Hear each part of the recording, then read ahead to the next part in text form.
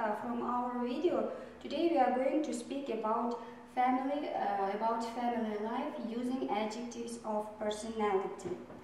So what is a family? A family is a group of two or more people related by blood or marriage and who usually live together.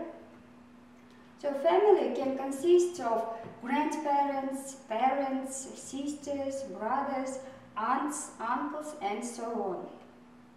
So what is the difference between these family members? So a father and a parent, a mother and a stepmother, a brother and a brother-in-law, a child and only child, your immediate family and your extended family. A father is a male parent. A parent can be a mother or a father. A stepmother is the woman who is married to your father but not your real mother. So brother-in-law is the brother of your husband or wife or your sister's husband. A child is a young human who isn't an adult yet. An only child is a child who doesn't have brothers or sisters.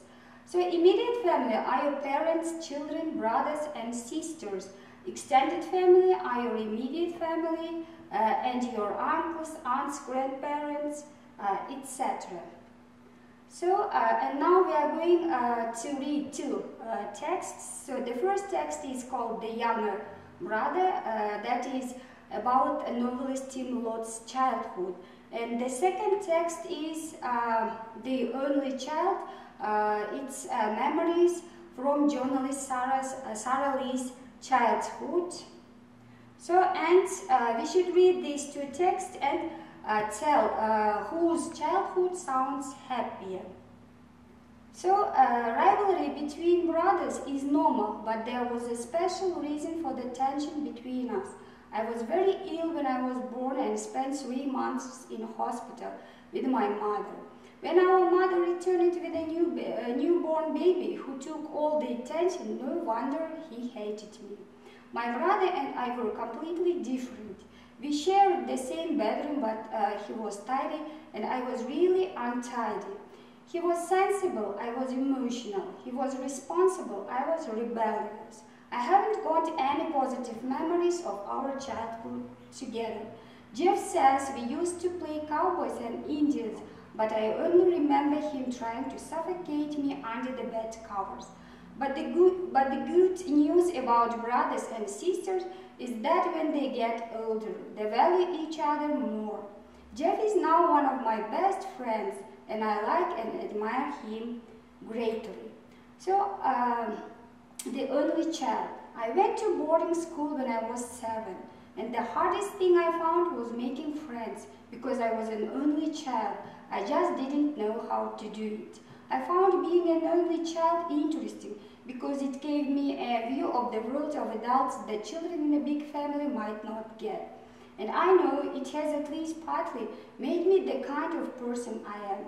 I never liked being one of a group. I am not comfortable with being one of a gang.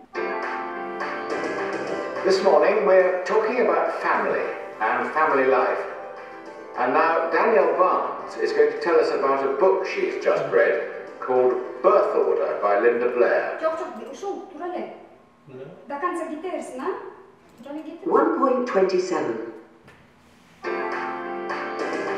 This morning we're talking about family and family life. And now Danielle Barnes is going to tell us about a book she's just read called Birth Order by Linda Blair. So what's the book about, Danielle? Well, it's all about how our position in the family influences the kind of person we are. I mean, whether we're firstborn, a middle child, a youngest child, or an only child. Linda Blair argues that our position in the family is possibly the strongest influence on our character and personality.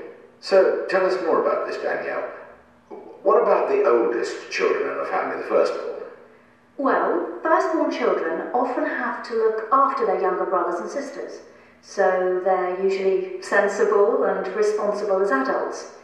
They also tend to be ambitious and they make good leaders. Many US presidents and British prime ministers, including, for example, Winston Churchill, were oldest children. On the negative side, oldest children can be insecure and anxious. This is because when the second child was born, they lost some of their parents' attention, and maybe they felt rejected. That's all very interesting. What about the middle child? Middle children are usually more relaxed than oldest children. That's probably because the parents are more relaxed themselves by the time the second child arrives. They're usually very sociable, the kind of people who get on with everybody, and they're also usually sensitive to what other people need. Now, this is because they grew up between older and younger brothers and sisters. For the same reason, they are often quite good at sorting out arguments, and they're always sympathetic to the ones on the losing side, or in general to people who are having problems.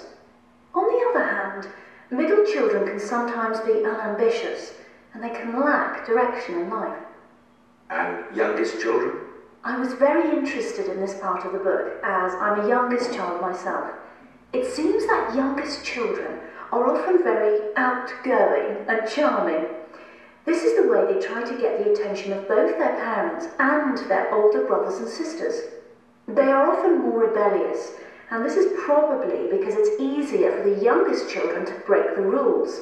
By this time, the parents are more relaxed about discipline. On the negative side, youngest children can be immature and disorganized, and they often depend too much on other people. This is because they have always been the baby of the family. Fascinating. And finally, what about only children? Only children usually do very well at school because they have a lot of contact with adults. They get a lot of love and attention from their parents, so they're typically self-confident. They're also independent, as they used to be by themselves. And because they spend a lot of time with adults, they're often very organised. Well, I'm an only child myself, and people always think that I must be spoiled. Is that true according to Linda Blair? Well, it's true that only children can sometimes be spoilt by their parents because they're given everything they ask for. Also on the negative side, only children can be quite selfish, and they can also be impatient, especially when things go wrong. This is because they're not used to sorting out problems with other brothers and sisters.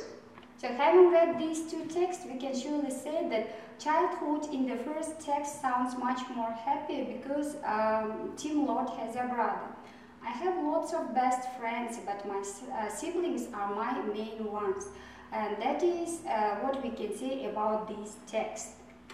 So the second text is a story about an only child and my one and only you. So such things people say when they have an only child. And according to science, there are so many stereotypes about only children that they are selfish, spoiled, lonely, but they also surpass children with siblings in other positive attributes. And in the first text, we can see adjectives, highlighted words. These are adjectives that are used to describe two brothers' personality.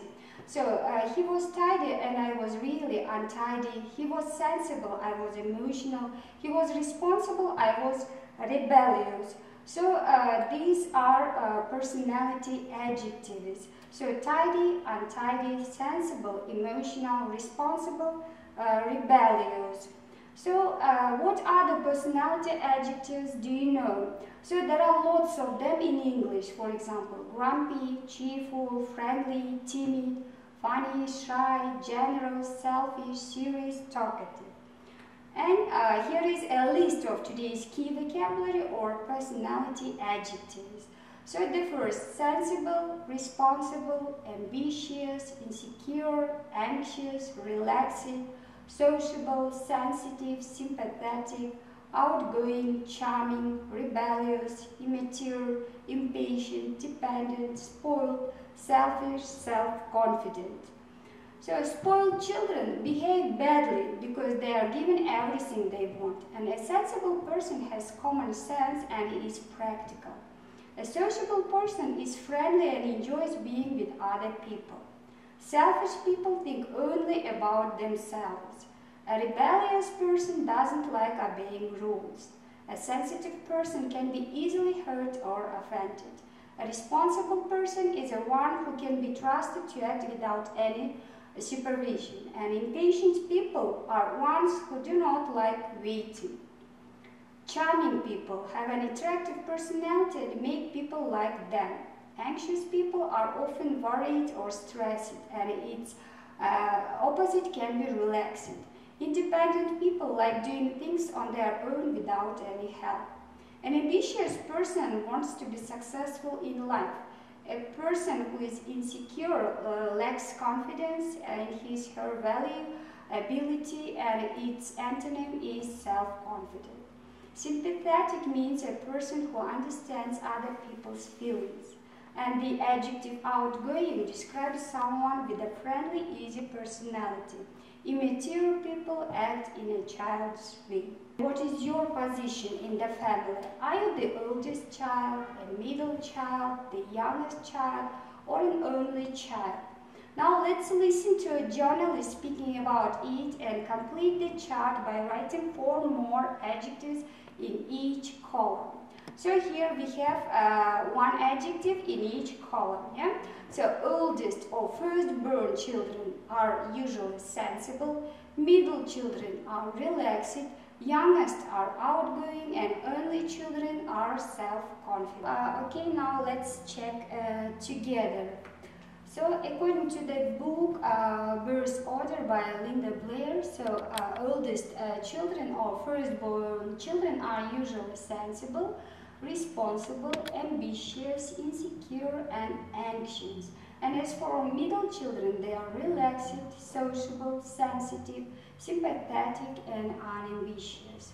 So youngest children are outgoing, charming, rebellious, immature, dependent. And only children, they are self-confident, independent, spoiled, selfish, and impatient. So, in conclusion, I want to say that the family is one of nature's masterpieces. And I think everyone will agree with this great quotation about family. So, for next time, I would like you to revise all the adjectives of personality and then write an essay on the topic, is it good to be an only child? So you should follow this scheme. The first, that is introduction, what you are going to write about. So the second is main body or your opinion on the topic. And the third, conclusion. So you should sum up your opinion. So thanks for your attention and see you next time.